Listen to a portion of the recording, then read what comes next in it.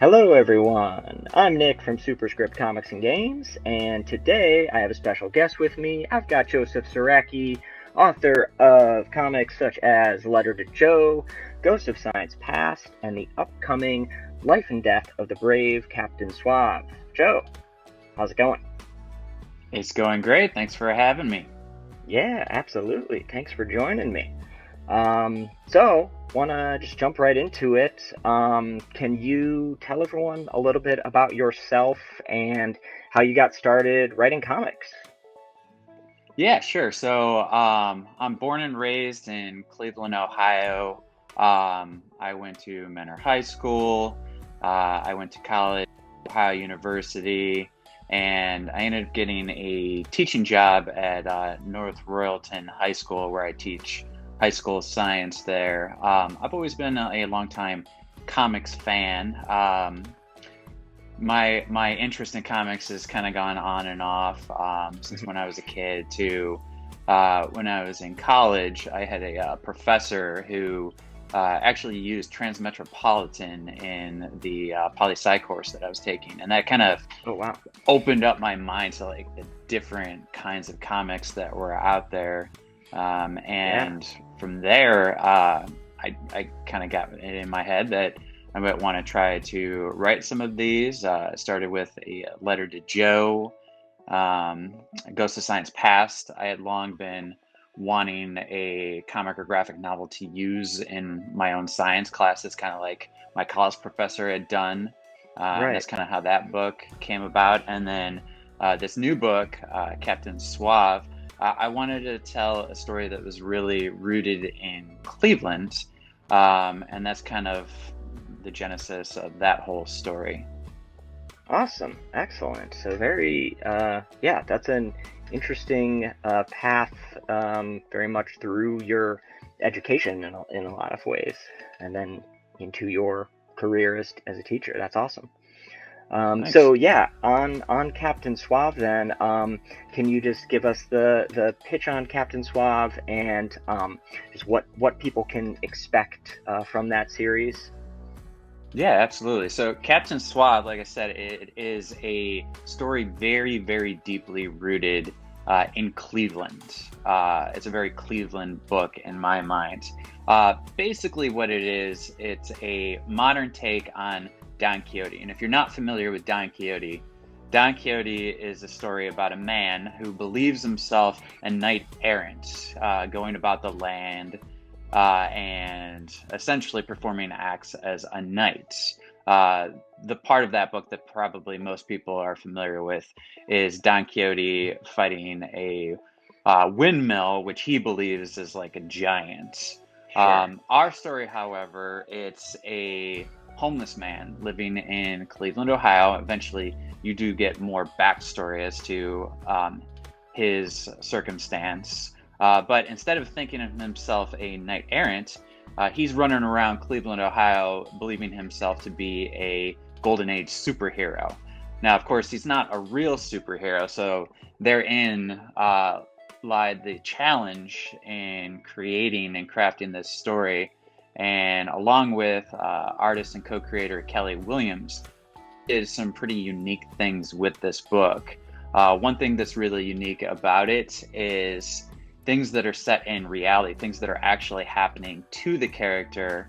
Kelly did in pencil, inks, and watercolors. I actually have a piece of original art from the book Oh, here excellent. I'll share with you guys. So this is a piece of original art from the first issue, and you can see it is all hand colored.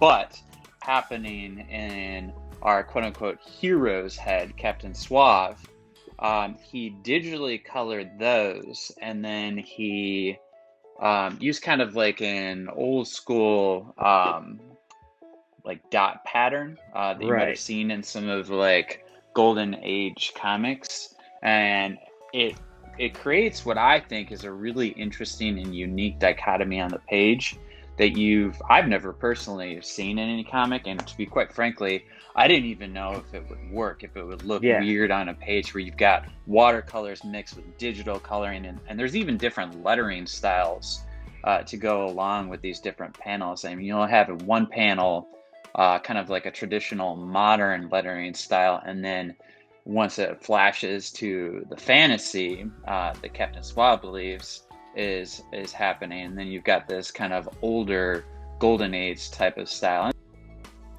crossovers between that as well. We could try to play with that a little bit throughout the narrative, but all Very completely cool. set in Cleveland, Ohio. I mean, in the first issue alone, at the beginning of the issue, we got this kind of like map of Cleveland Oh, and cool. some of the landmarks that they had. But you'll see things like the Cleveland Trust Building, and you'll see things like a wind turbine outside of the Science Center, Okay. which he believes is a a hydra coming out of Lake Erie. Gotcha. You'll see other landmarks like what he calls his Fortress of Solitude. It's actually modeled after the Rock Hall, where Gotcha. he's kind of set up a place to sleep back there behind the lake. So each issue, and this is structured as a 10-issue miniseries through Scott Comics. There are 2 arcs, each lasting 5 issues apiece, but each one is going to take us through the city and the outskirts of the city, and Clevelanders in particular, I think, are going to get a lot out of this book. Sounds like it. Yeah, yeah. Very cool. Well, wow, you basically covered most of the questions I had. So that's awesome. Yeah. So it sounds like I'm a teacher. Like I said, we anticipate questions that's whether we realize it or not. that's what it was. Yeah, yeah. So that's awesome. Yeah, it sounds like this is going to be something special, especially for people that live in Cleveland or know Cleveland. Seems like that is an intrinsic part of the story here. Was it like the genesis of this book? Was it very much Cleveland was a part of it from the get go, or did that It kind of was. come later? Yeah. Yeah, it was. I got the idea while I was reading a novel by the author. I believe his name is Michael Chabon. It was The Adventures of Oh, Cavalier and Clay, okay. and it's essentially a novel about 2 kids coming up with a superhero character and writing and drawing that, and it's based off of Joe Shuster and Jerry Siegel. Got it. So after reading that novel, I then went and started reading more about them growing up in Cleveland, Ohio, and of course, their creation of Superman. A book that really captured my attention was Boys. Are you familiar with that? Yes, yes. Yes, written by local author Brad Ricca, and Right. it just taught me so much about them. And in the back of my head, I also had this whole idea of Don Quixote and kind of modernizing it, and then mixing that with Cleveland and the Golden Age superhero concept. That's kind of where Captain Suave came about. But yeah, Cleveland was always a part of it, and I always wanted to make sure that Cleveland um, wasn't just the setting, but I don't know, kind of feels like a part of the story. Right. That's very cool. And you bring up part of the inspiration. Well, for this book was from many sources. But you mentioned Don Quixote already, and then with your other recent original graphic novel, Ghosts of Science Past, that you could perhaps say is a somewhat of a reimagining of A Christmas Carol. Yes. Do those classic stories seems like those are key to your inspiration for wanting to create new stories? Is that accurate when you're reading things that is inspiring you to create new things out of them? Yeah, I'm a reader, and I like to revisit the classics. Mm-hmm. And so yeah, I think that's definitely played a big role in some of my own ideas. And I've heard a lot of writers say it, so I'm not ashamed to say, if you're gonna steal from the greats. Steal That's from the true. best. Right. Awesome. Okay, one final one here for you. I'll put you on the spot. Have you had Okay. any time to read any comics lately? And if so, Oh, what are they? absolutely. Oh, okay, good. Yeah, I'm always reading. I read. I usually have at least 2 or 3 books going at once. Gotcha. Prose, fiction, or non. But then I'm also always reading, Hmm. both digitally and physically. Hmm. The most recent comic that I finished, I'm just looking back at my shelf right here, was Scotty Young's I Hate Fairyland, Oh, okay. book one. So it was the first 10 issues, and I know I'm super late on that book, but oh my gosh, that book was fantastic. Yeah. Really, really loved that book. Recommend it to anybody who's got maybe a slightly twisted sense of humor, but it was so Right. good. And Yeah. another book that I actually just finished this morning was Terry Moore's Serial. You Oh, familiar with okay. that one? Yeah, From yeah. Abstract Studio.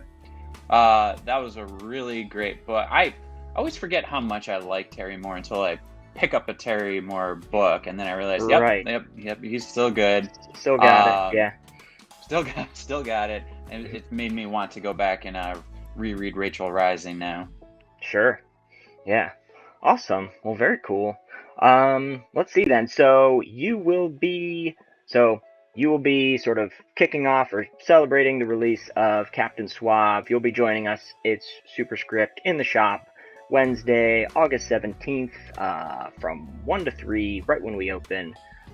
So everyone should be sure to stop in, say hi to you, and check out the book as well as your previous books. Um, Now that everyone knows that, where can people go to follow your work and learn more about you as an author? Sure, if you want to check out any of my books, visit josephsieracki.com. And there you will find not only links to the publishers of each of my books, but also to social media as well. Perfect. Awesome. Well, Joe, thanks for the conversation. That was great learning more about Captain Suave. I'm excited. I read the ash can you gave us. I'm excited to read issue 1. And I look forward to seeing you in the store on Wednesday. Thank you. I can't wait to come hang out, and I hope to meet some of the listeners. Excellent. Well, thanks for watching, everyone, and we'll see you next time. Thanks.